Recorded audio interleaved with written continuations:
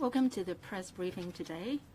With us are Dr. Albert Au, Principal Medical and Health Officer, Communicable Disease Branch, Center for Health Protection, and Dr. Larry Lee, Chief Manager, Hospital Authority. First, Dr. Au will update us on the cases. Citizens of Hong Kong, media friends, good afternoon.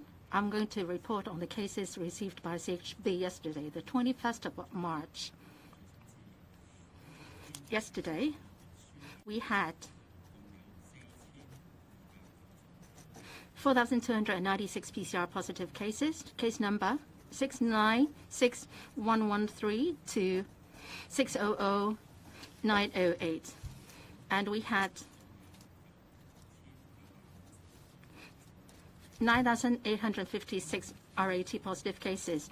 The two add up to 14,152 cases. Up to now, in the fifth wave, we had a total of 1.063279 million cases, and of which 688,000 are PCR positive cases, and 370,008 cases are RAT positive cases.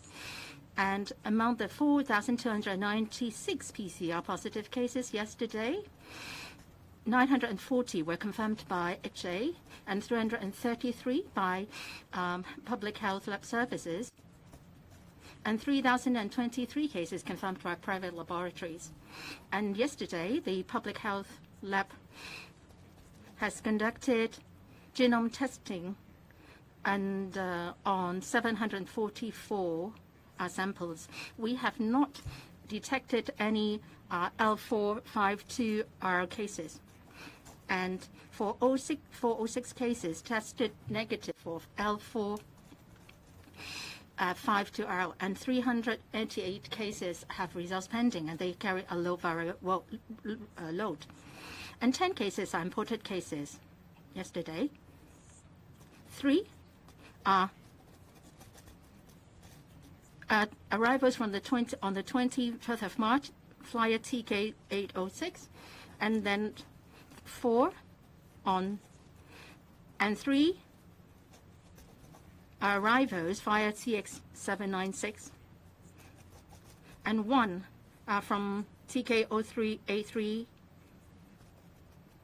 and on the 19th. And the last case is EN205 from Vietnam on residential care homes. There are 2 additional residential care homes for the elderly which have reported infections, and there are only 2 cases. No staff member has been affected, and we have not recorded any additional RCHD which has reported infections. Up to now, in the fifth wave, a total of 780 RCHEs have been affected, and in the past 2 weeks, and 91 RCHEs have seen outbreaks and infections, taking up 11% of all RCHEs in Hong Kong. And in the past 2 weeks, 2,116 residents and 473 staff members have been involved. In the fifth wave, some 34,000 residents have been affected, taking up 45% of all residents of RCHEs. And 8,258 staff members have been affected, taking up 29% of all staff members. In RCHDs, up to now, 282 RCHDs have been affected, and in the past 2 weeks, we have an additional 53 RCHDs affected, taking up 15.8% of all RCHDs in Hong Kong. In the past 2 weeks, we had 870 residents and 337 staff members affected. In the fifth wave, for RCHDs, 8,840 residents have been affected, taking up 48%, and 3,186 staff members have been affected, taking up 30% of all staff members. In terms of death cases involving those at residential care homes total 3,370 cases. The overall death rate in Hong Kong in the fifth wave we have 6,151 death cases. The death rate has risen to 0.58%. Yesterday, we had an additional 245 death cases. 8 of them were outside of the hospitals, and they were reported by DH's forensic pathologists. For these 6,151 cases, some 3,000 males and 2,000 females have been affected, and they're aged 11 to 112, and the median age is 84 age, and then 6 children are affected. 247 cases involve adults from 18 to 59 years of age, taking up 4% of all death cases. For the remaining 5,888 cases involve elderly aged over 60, taking up 59.7% of all cases. For those aged over 16, there are 4,355, and they take up 78%. And there are also 8 cases reported by public mortuaries involving 6 females and 2 males, and they are aged 56 to 92. One of the cases was discovered on the 18th of March, and 4 cases discovered on the 10th, and 4 cases on the 11th. Of these 8 cases, 1 involved resident from RSHD. 1 involves a 56-year-old female. The others are all aged over 70. For the 56-year-old female, she had chronic diseases, and she was not vaccinated. In the analysis of vaccination, the CHB has conducted an analysis on the vaccination of the death cases. Up to now, we found that 88% of the death cases are not vaccinated or not fully vaccinated. And for those aged over 680, over 90% were unvaccinated or took only 1 jab. In terms of death rate, for those unvaccinated or those who had 1 jab, the death rate is 1.64% compared to those who had 2 jabs or more, which is 0.1%. There is a difference of 16 times. With those aged over 80, those who were unvaccinated or had 1 jab, the death rate is 11.1% compared to those who had 2 jabs, which is 2.9%. There is a difference of 4 times. So much for my report. Now we'll defer to Dr. Lee to update us on the HA situation. Right now, 11,646 patients were staying in public hospitals, North Lantau Hospital Infection Control Center, HA Infectious Disease Centers, and AWE Community Treatment Facilities. Yesterday, we have received reports of 41 patients in critical conditions. 25 of them have no vaccination record, 82 are in serious conditions, and a total of 114 patients in critical conditions are staying in the ICU. As of midnight today, in the past 24 hours, 190 COVID-positive patients passed away, 105 male and 80 female, aged 42 to 107. For those who have passed away, 104 came from residential care homes, 111 have no vaccination records, and 46 had 1 jab, 31 2 jabs, and 2 3 jabs. And of these patients, 176 are aged over 65. And there are 5 relatively younger patients who have passed away. Let me highlight them. There is a 42-year-old male. He had 3 jabs, and he had serious heart diseases, and he had some transplants as well. And he had fever starting from early March, and he tested positive. On the 20th of March, he went to Pop Eye Hospital A&E department in the morning. He had fever, shortness of breath, and he was admitted to hospital. And that night, he felt unconscious, and after resuscitation, he passed away on midnight 17 on the 21st of March. 54-year-old male, he didn't have any vaccination record. He had cancer, and he has hemorrhage on the brain. And on the 6th of March afternoon, he went to United Christian Hospital A&E department, and he tested RAT positive. He had shortness of breath, fever. X-ray showed that he had pneumonia. He was admitted to hospital, and his condition deteriorated. On the afternoon of 21st of March, he passed away. The third one is a 55-year-old male. He had 2 jabs, and the last one was in November last year. He had hypertension and diabetes. And towards the end of February, he tested RAT positive. And on the 8th of March, he went to the A&E departments of Princess Margaret Hospital for abdominal pain and so on. And X-ray showed that he had pneumonia. He was admitted to hospital later on.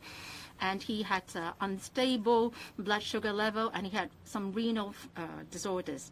And on the 15th of March, his saliva sample showed a CT value of 30. He was transferred to the rehabilitation building in Lai King.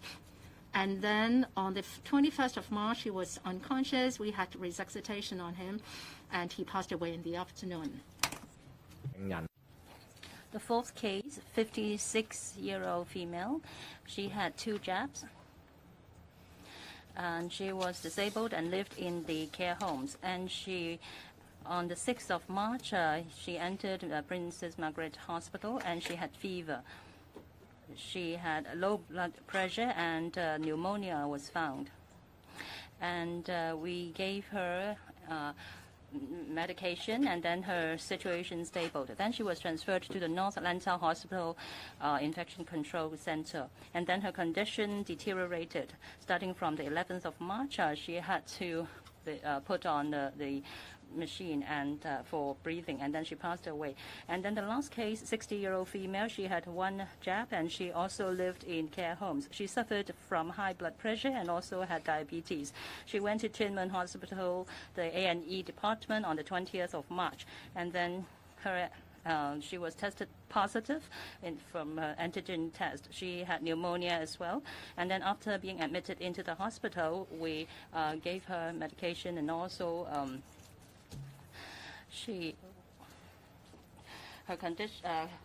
her condition deteriorated, and on the 21st of March, she passed away. And I'd like to report on the condition from 7th to 20th of March.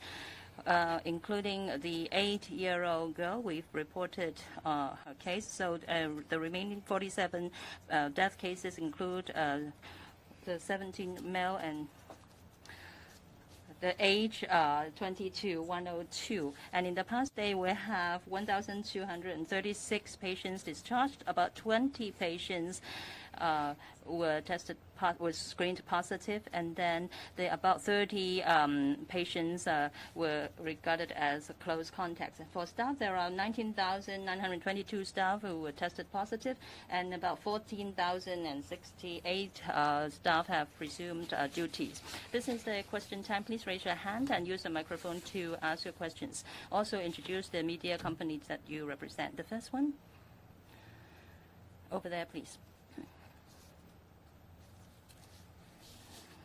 Hello, I'm from ... News. First question, Professor Sophia Chan mentioned that the Leave Home Safe app will be resumed, and there will be compulsory testing orders issued. We understand that there are quite a lot of people who have already been infected. If the compulsory testing order are going to be issued, there might be a surge of infected cases. Does Hong Kong have the required capacity to meet the requirements for testing? And also for the PCR test, what is the capacity for testing each day? And also regarding the RTD operations, the government asks that people who stay in the premises for more than 2 hours have to be tested. However, there might be people who entered those premises, especially the public housing, that do not need to use the Leave Home Safe app.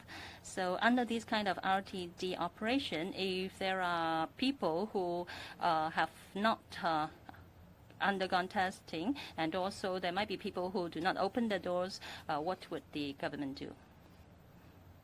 Thank you for your question. Your first question about compulsory testing.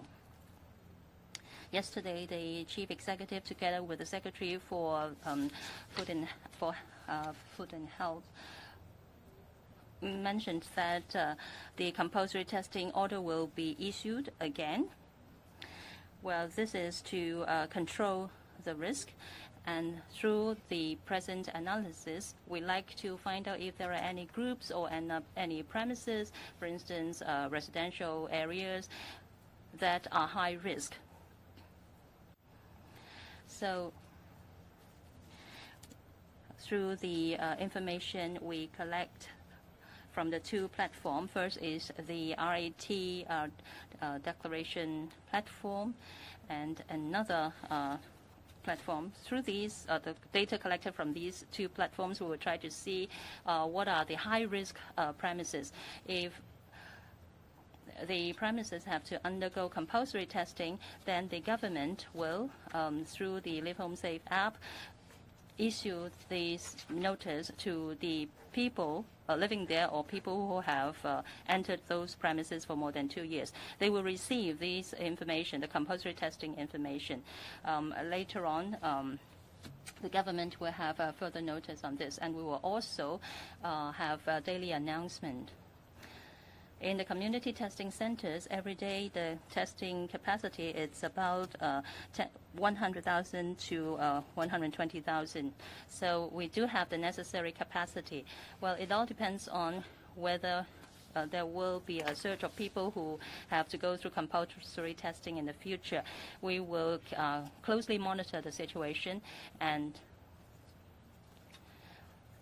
in order to make sure that we can conduct testing on the most high-risk areas and premises. Regarding the second question, RTD operation, it is also risk-based. If premises is regarded as a high-risk premises and have to go through RTD, then people who have entered those premises and have stayed for more than 2 hours may have exposed to the virus. So they have to undergo testing. So under these RTD operation, government staff will go through all the units, and there will be follow-ups if if some premises do not open their door, and there will be enforcement actions. Next question, please.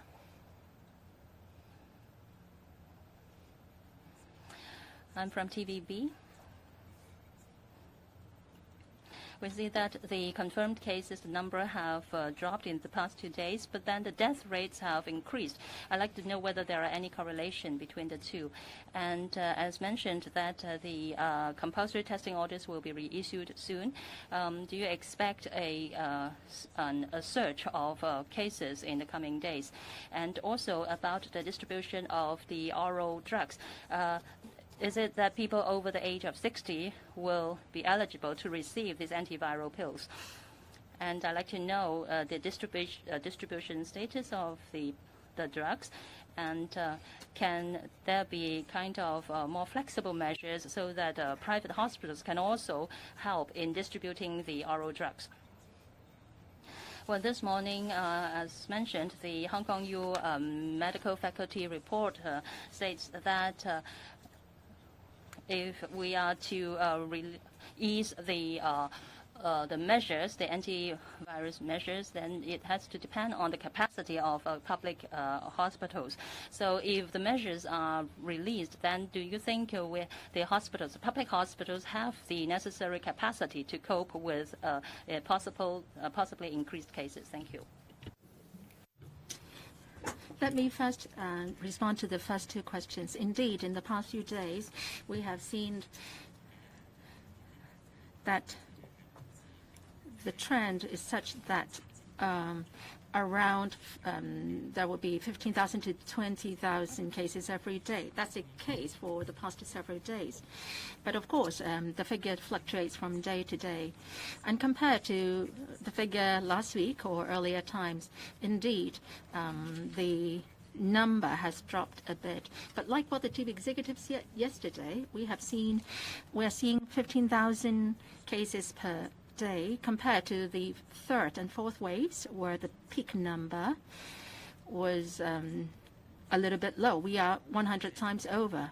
So we are seeing still a high level of infections, and we have not seen significant drops. And it's still stay at a higher level. The overall figures seems to be lower than that in early March. And the death case numbers are lagging behind always. While patients may be admitted to hospital, then their condition may deteriorate.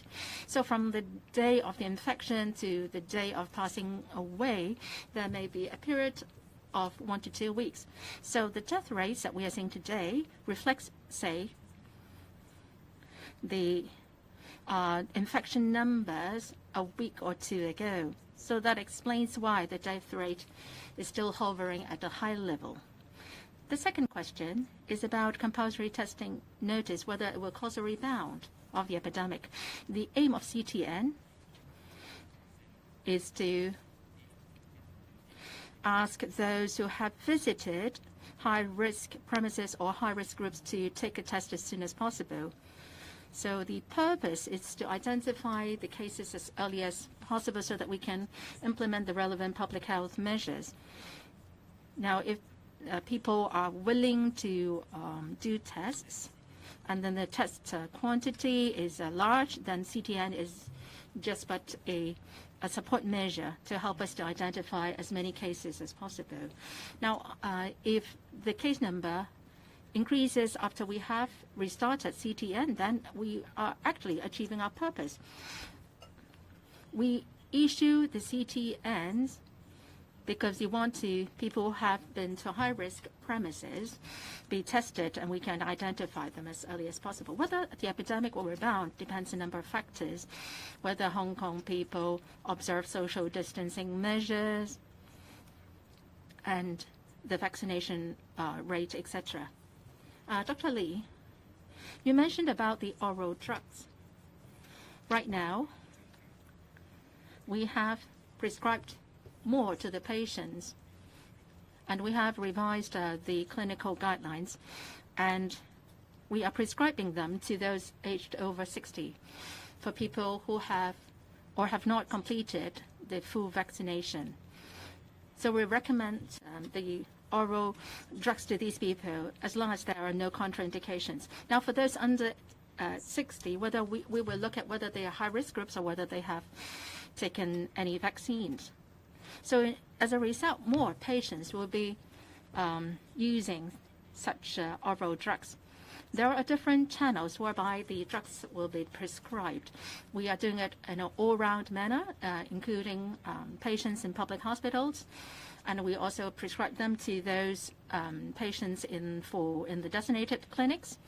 And you may understand that whether in AWECTF or various community isolation facilities, we will also prescribe such oral medicines to the right patients. So we are doing it in all manners and ways. Now, as for private hospitals, well, we have also offered them some oral drugs, and their clinical guidelines will be the same as those of the HA. Now, talking about the capacity of public hospitals, we cannot just look at one figure. We are now having a triage system, multi-tier treatment approach. Now, apart from the traditional pillar of public hospitals, you also have a lot of CTFs and CIFs. And for CIFs, some of them are dedicated for the elderly patients. Now we are having a collaborating treatment model together with the mainland medical staff in our CTF. And the number of patients that we can handle has increased. So compared to the past, our capability has been boosted. And many of our beds, hospital beds, have been turned to COVID-dedicated beds. Well, what matters more is we have to reduce severe cases, the numbers aside. So I hope that the Hong Kong public can work together with us. You should take the vaccines, especially the elderly. Then that can help us. Next one. The journalist at the very back row. I'm from cable TV. Well, in the past few days, the number of cases has been coming down. And Professor Sophia Chen said that this week, the CTN function on Leave Home Safe will be reactivated. So at what level will the case number have to be before this actually restart your contact tracing work? Now, you are also revising the guidelines for oral drugs. Now, what is the quantity of the two types of oral drugs prescribed so far? Professor Gabriel Leung also suggested that the DH can provide certain information to the HA to identify high-risk groups, and then the medicine can also be delivered to the homes of the patients so that those who need the medicine can really get them. So will the HA consider this recommendation? Will there be difficulties in deploying the manpower to do that? Thank you. In response to your first question, CTN, the Food and Health Bureau has earlier announced that in a short time, CTNs will again be issued. And this is because that we do have the PCR test capacity to do more. Since we have the resources, then we should test as many people as possible and hopefully to identify more cases and cut the transmission chain within the community and stabilize the epidemic. Now, the CHP has been collecting epidemiological information of the cases through the RAT platform and also the CDPI platform, including the patient's occupation, their work office address, their home addresses, and the family members' information, and so on. So through information collected online, we would do analysis. And if we find that there are a lot of cases in a certain building, then that building will be subject to CTN. And then we would also disseminate the relevant alerts through Leave Home Safe to the relevant residents. Now, because there are so many cases recently, so we've been concentrating our efforts on tracing the close contacts, i.e. the household members of the patients, and we also arrange for the close contacts to be on home isolation. And if necessary, we will arrange for them to be housed in CIF. And if the number comes down, we would enhance our online platform to collect more epidemiological information on the web so that we can carry out more in-depth analysis so that we can do more contact tracing. Now, then other close contacts may have to be quarantined as well. Regarding the oral drugs, as of 21st of March, for molnupiravir, we have prescribed 16,800. For Paxlovid, we have prescribed 2,358 doses. The numbers are rising. As regard the advice of Dr. Gabriel Leung, we will take into consideration the views of different experts.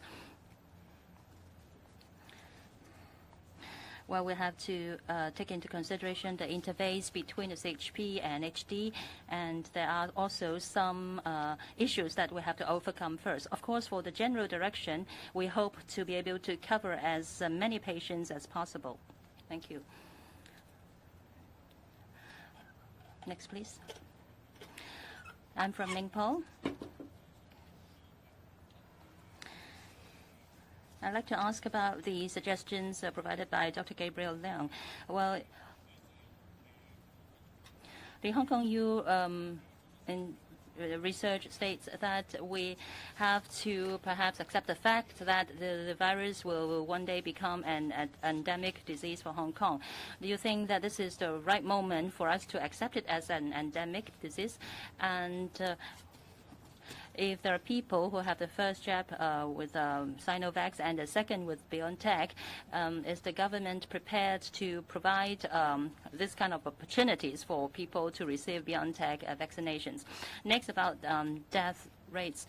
You just mentioned about the 5 death cases who are relatively young. I'd like to ask if all of them died of COVID. And for the death cases, I'd like to know how many cases died of COVID and how many died with COVID. You also mentioned about a death case of a patient who had 3 jabs, and I'd like to know when was the time that he had the patient had the 3rd jab. And about the oral drugs with updated clinical guidelines, how many patients will be benefited? You also mentioned that the private hospitals also have the oral drugs. I'd like to know how many have been given to the private hospitals and how many to the residential care homes. Let me first answer your first 2 questions. First, about the Hong Kong U research. I'm sure that they have these research are based on scientific method and also the epidemiological data that they have collected. But then it is difficult for us to have very accurate projection or analysis of the future development of the virus. All we know that is the case levels are still pretty high, and it is too early for us to say for sure how the situation will turn out. Of course, our target is to try to make the case numbers drop, and we hope that through social distancing measures, we'll be able to cut the transmission chain as soon as possible, and also we would encourage members of the public to go through testing, and we hope to be able to identify confirmed cases as soon as possible, and that is to reduce the death rate. Well, again, we are still adopting the dynamic zeroing policy. We will closely monitor the development situation of the virus. And also, it is not impossible that the case will rebound. And because we have seen that in the past waves, and in 2021 January, we witnessed a rebound. So we understand that we have to be vigilant all the time and shouldn't let our guard down. Regarding vaccination, it is very clear that from the data collected, whether patients received the Sinovac or BioNTech vaccination, it will greatly reduce serious cases and deaths. As I've also reported to you about the death numbers. For Sinovac and also BioNTech, a person having 2 jabs or more compared with people with 1 jab or no vaccination at all, these conditions, you can really see a very clear difference, especially for the death rate is also 4 or 5 times higher for those who have not been vaccinated or only vaccinated with 1 jab. So our conclusion is that for both BioNTech and also Sinovac vaccination, it will greatly help reduce severe cases and deaths. So for people who have received 2 Sinovac doses, they could choose to receive the 3rd jab in BioNTech. But of course, we would respect the wish of the person, and they have the choice to choose between either one. Regarding the antiviral oral drugs, well, I don't have the data at hand. That is how many doses have been prescribed or have been given to the private hospitals.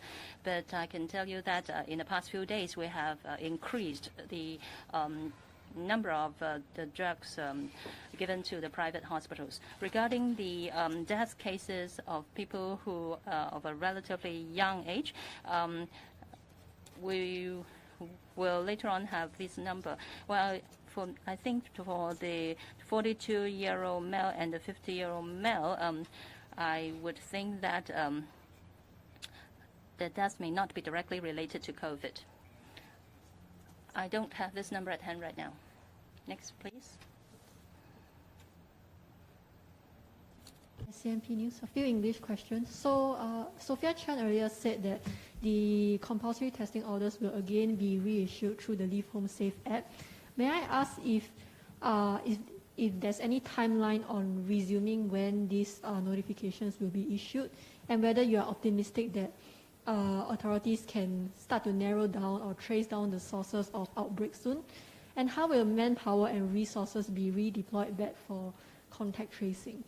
And secondly, currently recovered COVID patients are exempted from compulsory testing during the RDT. So the CE mentioned on Monday that such persons could still test positive, but then their viral loads are low and their transmission rates are low. So will a similar exemption for pre-departure and on-arrival PCR testing be extended to inbound travelers who have recently recovered from COVID? And my last question is, regarding any of the children deaths so far, are there any coroner updates? Thank you.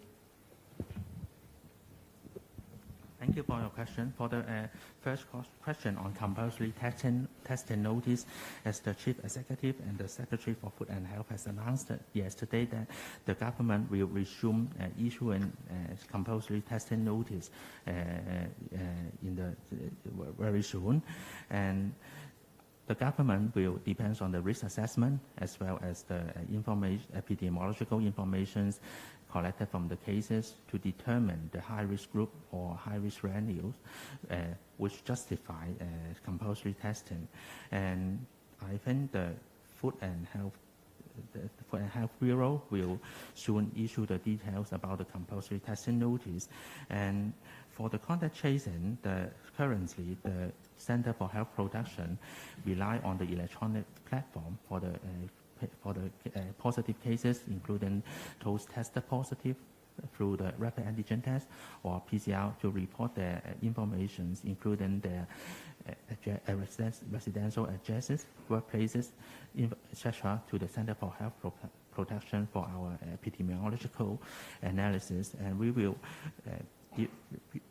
analyze those informations to identify high-risk areas, including high-risk residential buildings where there were more cases for recommending the Food and Health Bureau to issue compulsory testing notice. For the exemption, as the CE has mentioned, those who have been infected during the 5th wave, that is since the 31st of December last year, they will be exempted from testing during RTD or CDN because as they have been infected, their risk of reinfection within the first 3 months is minimal because they have recovered from infection and they have immunity, so they could be exempted from testing. But however, for inbound travelers, I think the testing requirement, the Food and Health Bureau will announce the details soon, and I have no information here. Okay. We don't have any corona updates on the children's mortality, but I will summarize that within the fifth wave, there are 6 kids pass away due to COVID. The age range from 11 years old to 9 years old. 下一位呢位男士。 The next one, this gentleman, I'm from AM 730. First on CTN, you said that very soon CTNs will be issued in high-risk areas. Do you target buildings, just like what you did in January? You will not target workplaces or restaurants. And for contact tracing of close contacts, would you be just contacting or tracing the next level of close contacts? Or would you be looking at those who have been in contact with the patients 2 days prior? And then you would say they would collect information. What kind of information is that? And then designated clinics. You have launched the XJ goal for bookings. And in the second phase, has it started? And what is the utilization rate of designated clinics in recent days? There are suggestions online that people will go to designated clinics to get proof of recovery. Do you have the figures? Will these affect the patients? Third, genome test sequencing. Well, actually, some people who tested positive on RAT will do our PCR tests. And also, some companies have asked those who tested positive for RAT will have to do a PCR test and get the positive result. Would you be appealing to the companies so that they would also accept the RAT positive results as well, and that repeated tests do not have to be undertaken? And about CTN, the Food and Health Bureau said that they will resume CTN very soon. Well, in the initial stage, they would cover high-risk buildings. There are still a large number of cases in the community, so we'd like to focus on big estates, for example, residential blocks, and not individual restaurants per se. And currently, given the current level of infection numbers, many people have visited many restaurants in Hong Kong. So in the initial stage, we will target the high-risk roads and also buildings where a large number of cases are found. So this is information that we have ready on hand. As for tracing of close contacts, we adopt the approach of mainly of home isolation. Close contacts are mainly asked to be on home isolation mainly. We have so many cases now, so we focus our efforts on the close contacts of people who have contacts with the patients after they get infected. So they are mainly the household members of the patients. If the patient's living environment is not that desirable, then we will arrange for the patients to be isolated in isolation facility so that we can curb the spread of the virus in that building.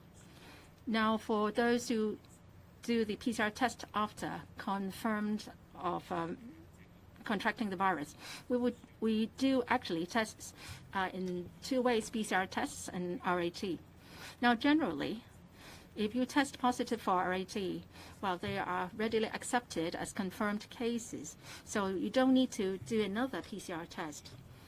And for members of the public who test positive for RAT, we would ask them to declare the same on our online platform, and then we'll consider as confirmed cases.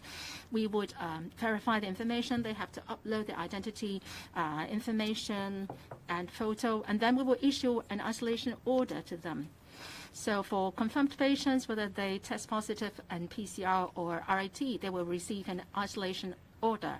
That means they have to stay at home or wait for us to arrange to take them to the isolation facility. They should not go out. Now, if Hong Kong people test positive for RAT, they should not go out and for a PCR test, that is not needed. We also know that some members of the public may do an RAT and test positive, and on the day 6 and day 7, he has 2 negative tests in a row. Then he can go back to his normal life, and there is no need for him to do another PCR test, because the first PCR positive test is considered as a confirmed case already. Now, for the HA goal function, we are in the first stage, and these applies to people who have registered HA and are using HA services. The next phase has not yet come into operation. We would like to cover those who have not registered at HA or not using HA services as soon as possible. Well, for the 23 designated clinics, we have provided diagnosis services to 77,500 patients. I have not heard patients coming forth to get certification document from us. Our hotline will be providing the relevant advice to people. The journalist in striped at the back row. I'm from Hong Kong 01. The first question.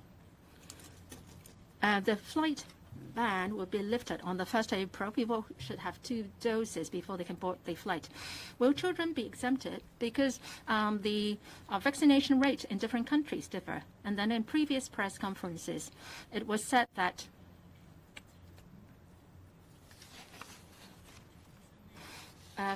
even if for people who have not declared their positive results can still get the exemption certificates for vaccine pass.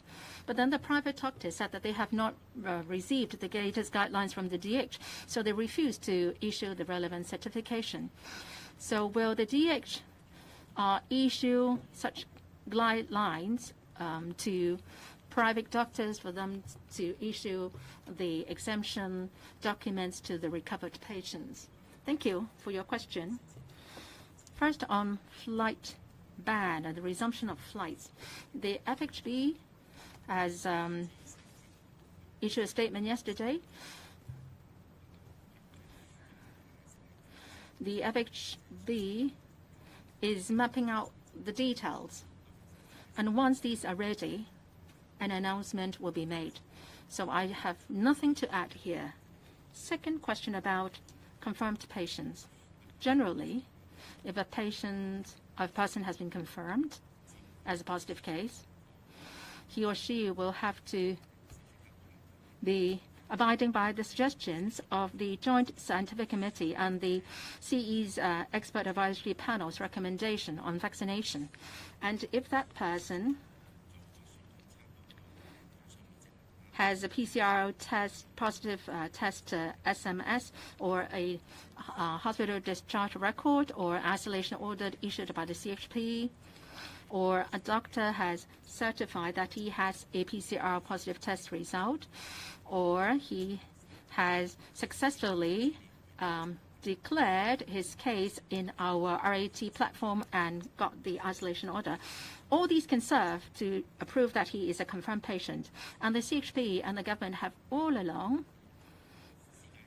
been providing online guidelines to private doctors, advising them on how to issue medical exemption certificates. And the content has been constantly updated, and believe that doctors will exercise their professional clinical judgment and take reference from our guidelines and issue the relevant exemption certificate to members of the public. And we noticed that earlier, some confirmed patients have tested positive on PCR test, but they have not been registered on the our system, and they have recovered. And they have never received an isolation order. The DH is well aware of this, and we feel sorry about this. And we would be sending an SMS to the relevant persons based on the information that we have received. And once the person receives this SMS, all they need to do is to go to the website and input their ID card number, and then they can get an isolation order. So this work is going on.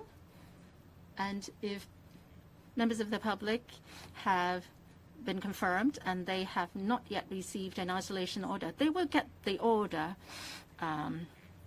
in due course.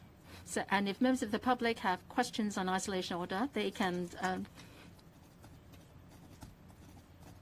via the website ratb@dh.gov.hk. I'm from Phoenix TV. From the 20th of March, we can see that the confirmed case numbers is always around 14,000, but then the drop has not been continuing. Why is that so? And for the makeshift hospital, Fangchang Hospital, will it sort of waste the resources there? Because there might be some empty units that are still unoccupied. If it is not fully used, will the government think of changing its use? And also, Mr. Patrick Nip, when being interviewed, he mentioned that there are still about 10% of the elderly people living in care homes who have not been vaccinated because their family members have objected to their being vaccinated. And Mr. Nip said that there will be outreach teams going to these elderly homes to talk to the family members to convince them. First, let me talk about the community isolation facilities.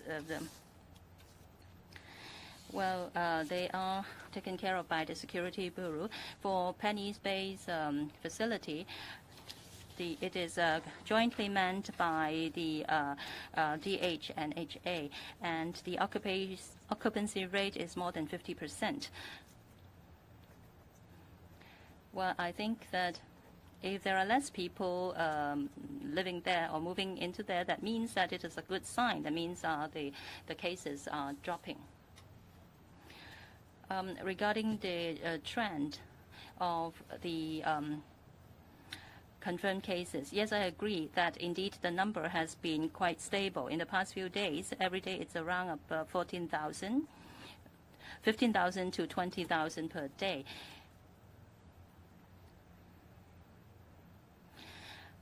I agree that this is lower than that of a week or 2 weeks ago. However, the decline is not continuing. So, but then it is still on a very high level because it's about 15,000 per day. It's still a very high level. That means in Hong Kong, the new confirmed cases for every day is relatively high when you compare with that of the situation in other countries. So we should not let our guard down. We are still witnessing a very high level of confirmed cases. It is still a 5-digit situation per day.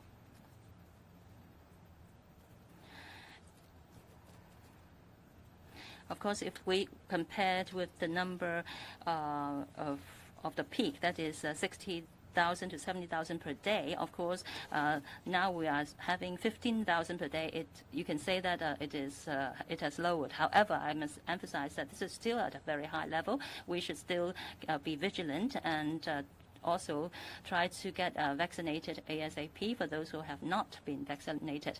And we should all try our best to control the situation, hoping that the situation will ease very soon. For the vaccination among the elder people, the government pay a lot of attention to this, and we hope to boost the vaccination rate among the elderly people as soon as possible. All the scientific data shows that vaccination is a very effective method to reduce severe cases and deaths, especially among the elderly people. And there might be some myths in the community thinking that people or elderly people who have chronic diseases are not suitable to receive vaccination. These are not true. We hope that we hope to contact the family members of some elderly people who are still adamant that the elderly family members should not get vaccinated. So that's why we try to contact these people and try to convince them and try to talk to them. Next, please. Lady at the back. I'm from Now TV. Dr. Au mentioned that the declaration platform will be further enhanced. Will you consider the following? That is, the person has to upload the Live Home Safe record so that you can enhance your contact tracing work. And you also mentioned that there are quite a lot of confirmed cases in the community. When CTN are issued, will you perhaps adjust the frequency of testing and to avoid people having to queue up for a long time to receive tests? And next, about the oral drugs. There are over 10,000 prescription of MSD and about 2,000 of Pfizer Paxlovid. Are there any side effects reported? And or are there cases that show that after the oral drugs, the situations of the patient have improved? And for those people who have and have not been vaccinated, will there be any difference in prescribing the oral drugs to them? Can you talk a bit more about the prescription guidelines, please? We do have two online platforms, and we encourage members of the public to report their positive cases, be they PCR or RAT positive results, to provide information to us through these platforms. We have this would enable us to gather the situation, and so the situation, whether it is convenient or suitable for them to do isolation at home. All these information are very important to us so that we can arrange for the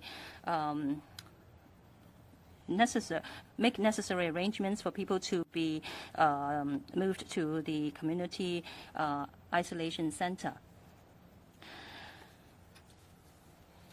When the case numbers drop, we will then have the capacity to issue more CTNs. Of course, for CTNs, it really has to depend on our PCR test capacity.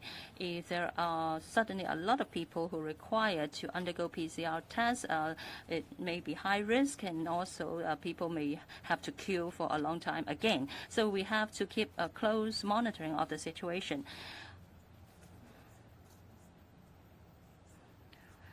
Well, in issuing the CTNs, it has to depend on how many people will need to receive the notice and also our testing capacity. Regarding the oral drugs for molnupiravir, and this is mainly it is for people under 18 and for pregnant women. These are not suitable to receive this drug. For Paxlovid,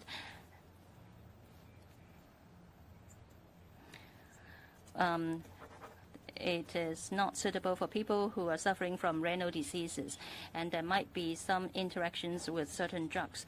So depends on this. The HA has very detailed clinical guidelines, and we have set down all these guidelines and also briefed our frontline medical staff. And up to now, we have not received any reports of patients suffering from serious side effects after having these drugs.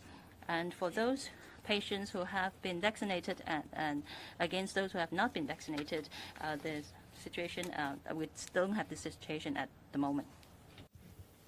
Hello. Let's answer the last question. I'm from Commercial Radio. Good afternoon.